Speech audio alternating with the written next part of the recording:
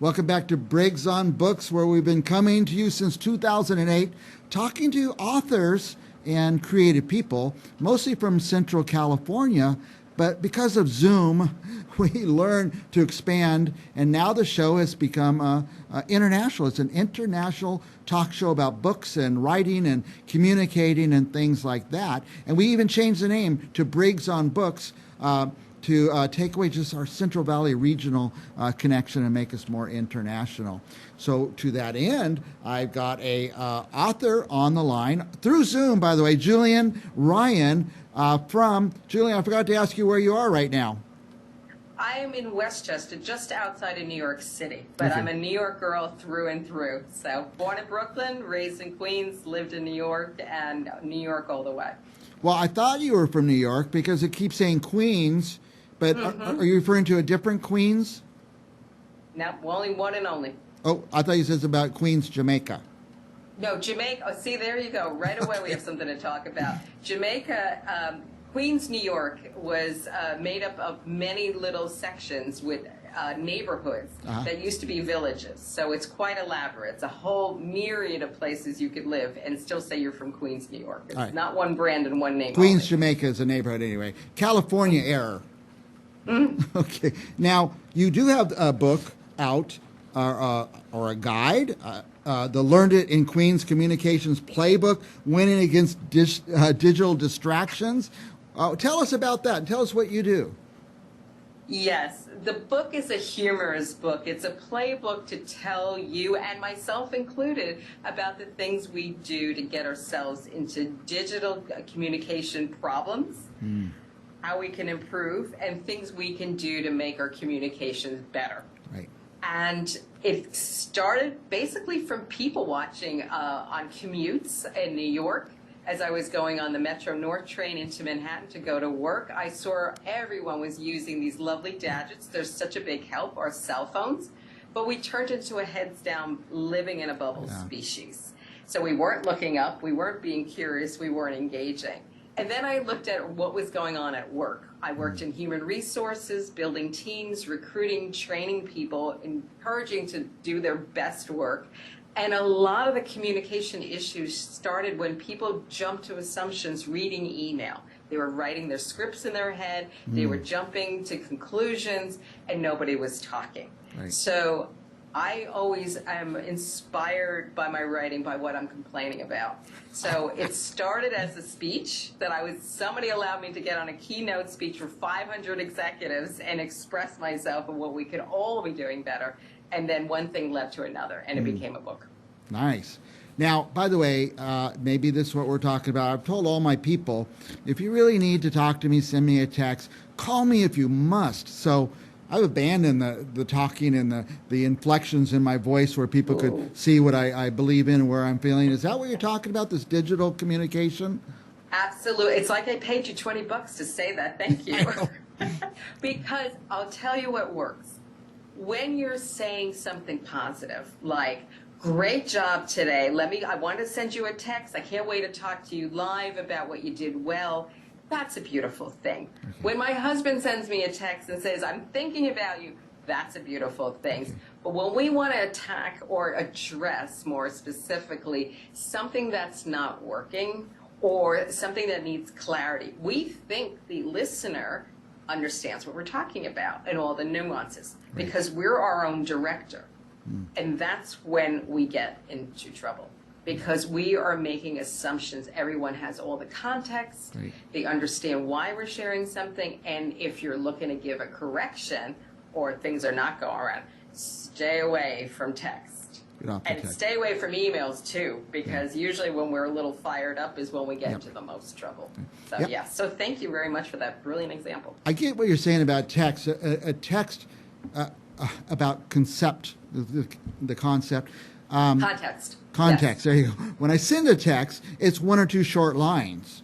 But if I call that person to discuss that same thing instead of two lines, it's some back and forth until we get some understanding. So I get what you're saying. I'm leaving out a lot of the context, and that's why people don't understand me sometimes. And it doesn't have to be long conversations. This is the beauty. I loved your introduction and what you're doing globally, and like yourself, I've done the same thing with Zoom and doing podcasts. We've opened up a whole new world. Yeah. So right now we have context because I can watch your body language.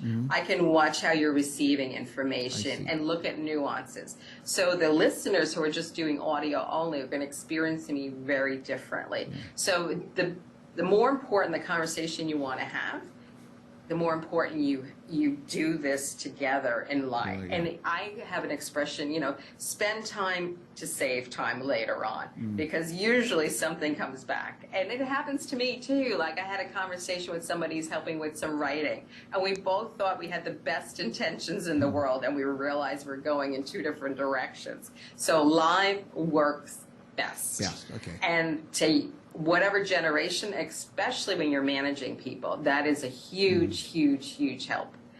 It'll save you a lot of headaches and a lot of time with lawyers. Yeah, so I caught that in some of your descriptions. Save lawyer costs too. So I guess I'm getting a message from you that I need to pick up the phone more, or do a Zoom, or even God forbid, an in-person meeting. Yes, and okay, well, perfect. You know what, we are on sync, because before I was getting on this call, I was planning some workshops I'm doing with clients, and then some follow-up sessions I'm doing with another client. And we were talking about that, how important these people are coming for the first time from all over the country. They have been working together virtually, but they haven't been in the same room together.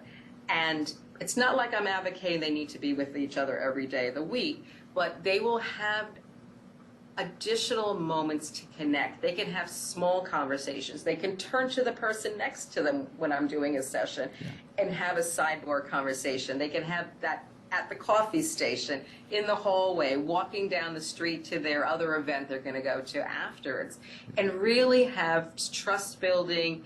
And again, that my favorite word, context about the other person. Context, yes. You can do it on Zoom with one-on-one. It gets harder when you're in a whole group meeting. I think there's great possibilities online, but coming together once in a while, you can have great opportunities to connect. Plus, here's another thing you can do when you're together. You can eat. And that's a big, that's a big call to action from me. Share a meal, sit around the table, look up and talk to each other, and then you build rapport like that. I'm actually getting a lot out of this just short talk we're having. Pick up the phone more, Mike. Call them. It's important, probably important to my people who work for me to hear from me in person and hear the attaboy and stuff like that. And I'm thinking about this interview we're doing right here. If we did it on text, it would have been like 10 lines and it'd be done. But look how much more we're getting out of it just by talking. Yes. Yeah, don't underestimate the food. Listen, I was in HR. People never wanted to show up, so you had to feed them and tell them some stories. So make it important. And I think when you're addressing things, too, we talked about before, you can't have tough conversations or challenging when that's the only time you talk to somebody. Right. You really need to, I think, is a real bonus. If you see the person, you appreciate them. And I mean see, not just in looking at their face, but spending moments together to just acknowledge who they are and some backstories of what's energizing them. And then when the tougher conversations have to happen, or if there's a challenge at work, funding, business, the usual things that happen with everybody, you can really have a good heart-to-heart because people know where you're coming from. Let's put a picture of the cover of the book up on the screen. And who needs this book, by the way? I wrote the book for everybody. And that's not your marketing language or saying, what's your niche, what's your lane. It really speaks to folks who, on a personal level, I have it on my desk. I'm married for decades. I look at it every day when my husband's driving me crazy. And it was like, take a lesson for your book. Don't jump to assumptions, be patient, etc. It helps teams come together. I'm bringing it to my groups because it's a simple prompt, as easy things to listen and remember too. And it's funny. I don't believe in finger wagging. I believe in let's laugh for ourselves. And you know what? Everything I wrote in that book is true. Yeah. So when you see a copy, you're going to understand what I mean. I get the thing about you're a little humorous. And you take that approach. Yes. I like that. Now, I can use this maybe even family relationships and oh, for sure. my parents. That was part of the inspiration. And partly that's why you're saying it's a book for everybody. It's not just for salespeople or HR people. No. It It is everyone. an easy fun read. You don't need to be from Queens. You'll learn how to speak with the Queens accent by the time you finish. But it's very relatable at a lot of situations that happen, from emails to in person. I want people just to take a step back and enjoy and say, that's me. It's like she's in the room with me. She heard me thinking. We all grumble. I don't come from a place of, I haven't made, dial my 1-800 number. I'm going to solve everything. It's a daily practice. And I think that's what we don't realize about our listening. We bring all these lenses of what we think this conversation is going to be like, even with you. I didn't know what to expect. I looked at some of your podcasts, and it's teaching us to say every conversation is fresh. You got to approach it with fresh eyes and fresh ears. And there's some simple things you can do to help you along. And then what happens? You get a gift of amazing connections at the time. And there's exercises and examples in the book? Yes, of course. Of course. Is this going to be one of those 1,000-page books? No. I know everyone has minute attention span. Yeah. It's written like an adult picture book. Nice. I worked with a great art director who we use the pictures as a punchline, but also as a memory jogger. I see. Because no one's going to walk around with a huge document or a PowerPoint when they're in trouble. Because usually when putting her foot in her mouth is when you need that kind of Pavlovian picture to come up in your eye and say, stop talking and think before you do something wrong. So it's written as a short adult picture book with a beat. You can start in the middle, you can start at the end, but it's a funny, easy read. It's like less than 100 pages, but it's I can do that. And a lot of quotes. Sounds like something one might like to refer back to quite often as well. Yes, every day. Every day, okay. You know what? This sounds like the kind of book. I am my own customer. I have to go to a lot of parties and dinner parties and stuff. I'm always looking for a host gift. I think I need to buy like a bunch of these and use them as my host gift. Absolutely, that's exciting. Because it's not too serious. It takes a light approach, it sounds like. So. Yeah, and at the end it has a good call to action. And one of my phrases, we have something that I've been teaching for years. We have a front stoop in New York. It's an expression. Yeah. New York, Native and Indians were here first, and then the Dutch moved in, and they brought a word with them, stoops, because their country was always flooded. They built their houses with incredibly high stoops.